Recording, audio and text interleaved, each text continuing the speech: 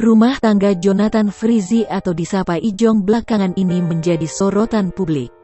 Rumah tangga keduanya dikabarkan retak dan akan berujung ke perceraian. Kisruh rumah tangga Jonathan Frizzy dan Dena Devanka menyeret nama Ririn Dwi Ariyanti. Ririn Dwi Ariyanti diduga menjadi orang ketiga dalam rumah tangga Jonathan Frizzy. Diketahui Jonathan Frizzy menjadi lawan main Ririn Dwi Ariyanti di salah satu sinetron. Paman Jonathan Frizzy, Benny Simanjuntak akhirnya buka suara terkait kisruh rumah tangga Ijong dan isu Ririn Dwi Ariyanti jadi orang ketiga. Namun, Benny Simanjuntak meminta warganet untuk tidak mengaitkan Ririn Dwi Ariyanti dalam masalah rumah tangga Ijong. Menurutnya, Dena Devanka memiliki kecemburuan kepada wanita lawan main Jonathan Frizzy di sinetron.